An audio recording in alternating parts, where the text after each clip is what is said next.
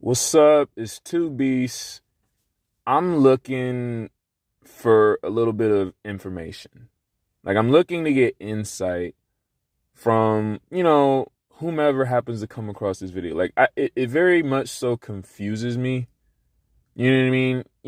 I get it. It's not necessarily like this mandatory thing that a fighter is, put into a situation where they have to do it. Like, it's not one of those things, but I'm trying to figure out, what is this thing with interviews? Let me elaborate. So, like, if you're not necessarily like, I'd say maybe like your Israel Adesanya's,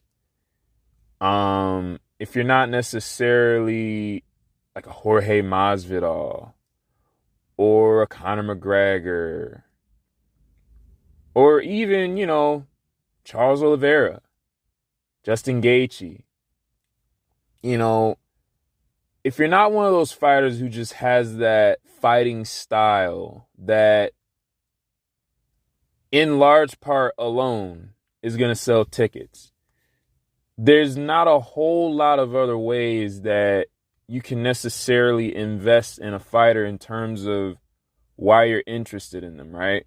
I mean, if it's not their fighting style, then what else is there to lean on? You know what I mean? Like, outside of their fighting style, you have their lifestyle. What are they doing in their life? Now, this can be projected in the form of, Instagram photos that a fighter would post. You know what I mean? Like, let's say they post a quick little video of them, like, riding a dirt bike. You know what I mean? They go do motocross a little bit, or, you know what I mean? Or they do skateboarding, or they do a lot of drawing. Some fighters might record their own music or whatever, but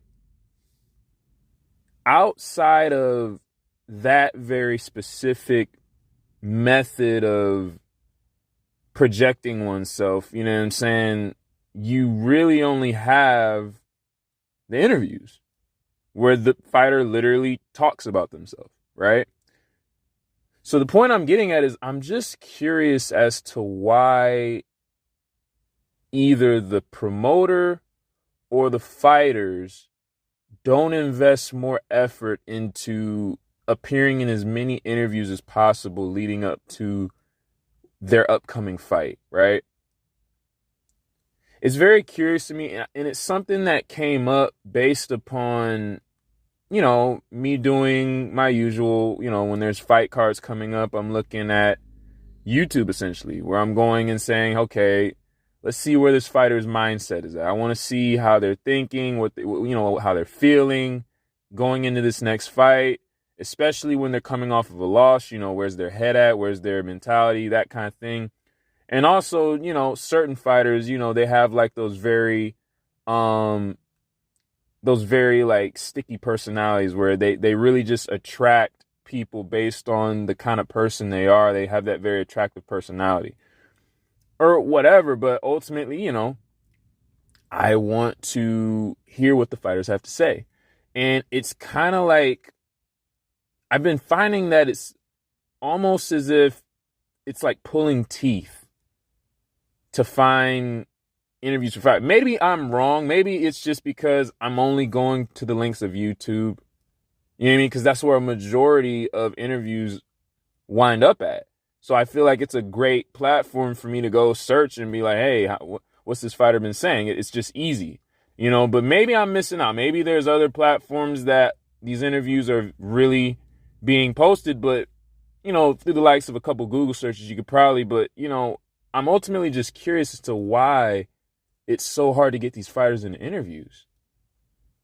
Like, unless you're fighting on the main card of a UFC event, where they do the typical media press thing, it's like you're not guaranteed to get an interview with them. Like, if you're on the prelims, for example, of a UFC card, it is very possible that you won't find a single interview from this fighter, which is very interesting to me because of that point I just made earlier, where it's like, if not for the fight style, if not for something like the Instagram posts where they kind of tell their story in the form of photos and videos, If not for those two things I just mentioned, all we have as a mechanism to connect with the fighters is the interviews, hearing them speak about themselves and talk about where they are currently, mentally, physically, what have you. And it's very interesting to me that at the very least, promotions or management or whomever won't encourage these fighters to participate. Now, at the end of the day, like I said, it's not like this mandatory thing, but I'm curious as to why, when we have complaints about fighter pay, it's not like that doesn't exist. And I feel as though fighter pay is a direct correlation with the audience connecting with the fighter. And as I just mentioned, we only got a few options. I'm just curious as to why option 3 isn't being utilized more. No matter what side it is, whether it's the promotion, the fighter, the management, for whatever reason, it's so difficult for some, not necessarily all, but for some fighters, it's very difficult to get interview content on them. I'm curious as to why. It's two beasts.